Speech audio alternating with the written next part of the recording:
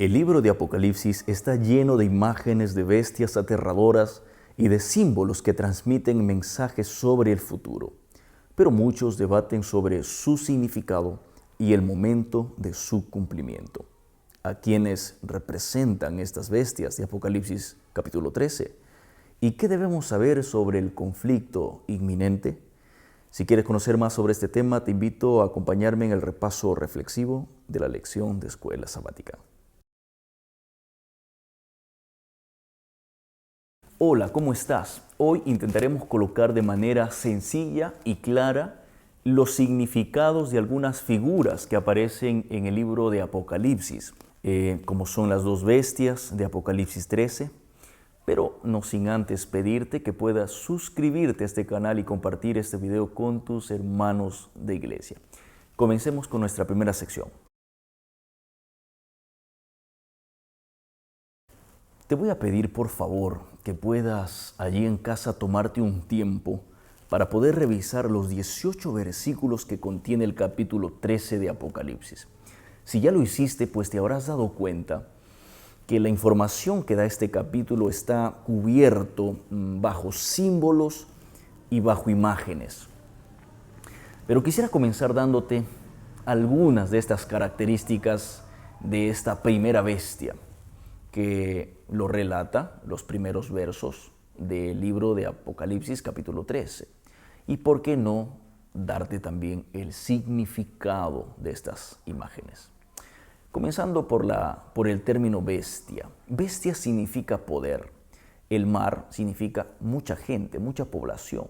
10 cuernos significa 10 reyes que conquistaron el cuarto imperio o la cuarta bestia, y a su vez lo divide al cuarto imperio en fragmentos a lo que ahora conocemos como Europa. 7 cabezas, las 7 cabezas representan al poder perseguidor del pueblo de Dios desde su comienzo, no lo olvides, comenzando de Egipto, luego Asiria, quien incluso dividió al pueblo en dos, ¿verdad?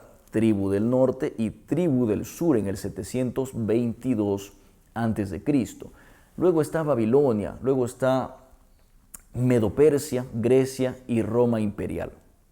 ¿Cuántas bestias van? Pues hasta allí van 6, cuenta conmigo. Egipto, Asiria, Babilonia, Medo-Persia, Grecia y Roma imperial. Falta una, pero después de Roma imperial surge Roma papal. Entonces, allí estarían las 7 cabezas que oprimen, que persiguen al pueblo de Dios. Ahora, cuernos significa poderes políticos, herida mortal significa que deja de estar activa, herida sanada significa que retoma sus actividades, y por último, las 7 coronas significan autoridad política.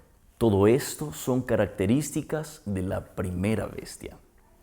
La pregunta es, ¿a quién representa esta primera bestia? Y para responder, tú tienes que hacerte algunas preguntas allí en casa. Apúntalo y respóndete, por favor. ¿Qué poder recibe el poder de Roma imperial? ¿Qué poder reina por 42 meses, que son 1260 años? ¿Qué poder pierde su influencia al finalizar los 1260 años? ¿Qué poder persigue a los que guardan la palabra de Dios? ¿Qué poder se caracteriza por la blasfemia de creer tener la capacidad de perdonar pecados? La respuesta es una sola: la Roma papal. Si tú quieres profundizar este estudio, puedes ir a Daniel capítulo 7, y Daniel capítulo 7 hablará de este mismo poder e incluso colocará más características para poder identificar esta primera bestia. Como por ejemplo, nos dice que este poder elimina a 3 reinos: los visigodos, los ostrogodos y los vándalos. ¿Quién es este poder? Roma papal. Nos dice, además, que este poder intenta cambiar el día de reposo, es decir, los tiempos y la ley. ¿Quién fue? Roma papal. Además nos dice que este poder actuará en el tiempo del fin, es decir, en nuestros días.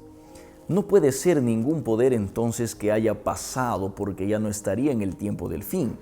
Entonces, la única respuesta que encaja, la única respuesta que se acopla, que se ajusta a todas estas características es la Roma papal. Saben, pero yo quisiera concentrarme en una de las muchas características que tiene este poder. Y es la supuesta capacidad de perdonar pecados. Cuando tú lees el libro de Marcos capítulo 2, versículos 5 al 7, nos muestra que el intento de perdonar pecados es una blasfemia. Pero eso a nosotros debe darnos una advertencia personal, una alarma personal. ¿Por qué es tan importante el asunto del perdonar los pecados? ¿Por qué Dios no permite que nadie se coloque en este lugar para perdonar pecados? Sabes, amigo, tienes que saber que sentirse culpable es el primer paso para recibir el perdón de Dios. Pero tan importante como saber que soy culpable de pecado es reconocer a quién ofendí con mi pecado. Porque si yo no soy capaz de reconocer a quién ofendí, entonces no podré saber a quién debo acercarme a pedir perdón. Tú y yo sabemos por historia que mucho tiempo la iglesia y el mundo entero estuvo cegada sin poder reconocer quién era el único a quien podían acercarse a pedir perdón por sus pecados. Pero la pregunta para ti y para mí es: ¿cuánto tiempo vivo yo cegado por algún pecado por el cual aún no he pedido perdón a Dios? ¿Será que paso la vida creyendo que los pecados de mi vida se absuelven de forma automática? ¿Que no hay necesidad de pedir perdón a Dios? Quizá hemos llegado a creer que Dios es tan generoso que pasará por alto mis faltas de malas palabras, de malos pensamientos y de malas acciones, sin la necesidad de manifestar una pizca de arrepentimiento. ¿Sabes por qué es tan importante este acto de sumisión a Dios para pedirle perdón? Porque de esa manera aceptas quién es el Dios de tu vida. Porque de esa manera aceptas a quién le debes adoración. Porque es la manera como le dices al mundo y a ti mismo quién es el Señor en tu vida. Hoy es un buen día. Hoy es un buen momento para pedirle perdón a Dios por nuestros pecados. Y al único que debes acercarte para pedirle perdón, sin intermediarios, es a Dios. Dios puede y quiere perdonarte. Ahora vamos a analizar Apocalipsis capítulo 13 de los versículos 11 en adelante. Y aquí aparece una segunda bestia. ¿Qué significa bestia? Ya lo vimos. Poder. Es decir, surge un poder para ser aliado de la primera bestia. Cuando la Biblia dice que este poder surge de la tierra, significa que surge en un lugar poco poblado. Cuando dice que tiene apariencia de cordero, aparenta ser religioso, aparenta ser bueno, aparenta ser bondadoso. Pero luego dice que este cordero, o con apariencia de cordero, habla como dragón. Entonces significa que en realidad este supuesto cordero no es más que un aliado del diablo, del dragón, que con apariencia de cristiano tendrá como propósito hacer que todas las personas adoren a la primera bestia que ya vimos en la primera parte. Eso es lo que dice la Biblia. La historia nos enseña que hay un poder, o más bien un país, que surgió en un lugar poco poblado. Cuando el sistema papal estaba persiguiendo en toda Europa a los que no querían obedecer sus normas, aparece un grupo de padres peregrinos. Ese término, tú debes recordar aquella expresión, los que leyeron un poco de historia o de esta historia que les estoy contando. Salen de Europa, cruza el océano en un barco llamado Mayflower y llega a la tierra de la libertad, que hoy es llamado Estados Unidos.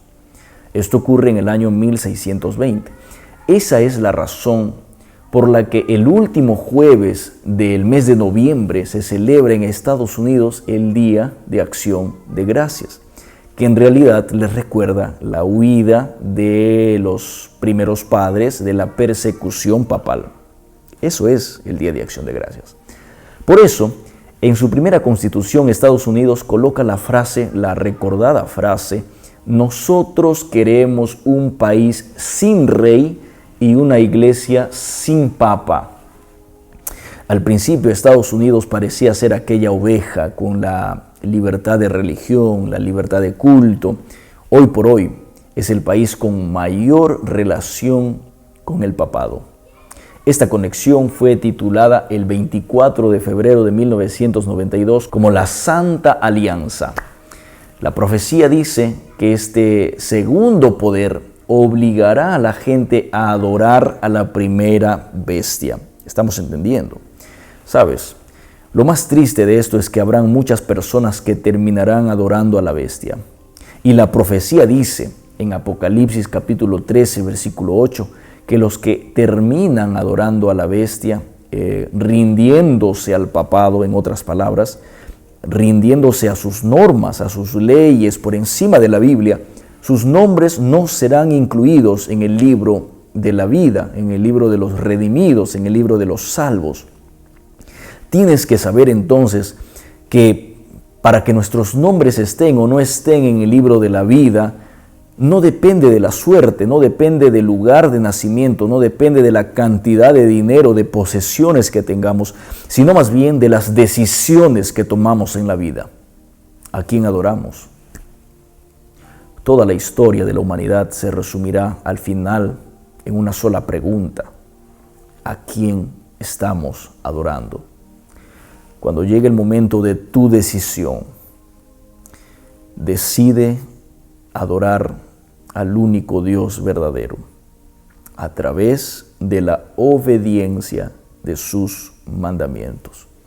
Aquí está la paciencia de los santos, los que guardan los mandamientos de Dios. Que Dios te bendiga. Nos vemos pronto.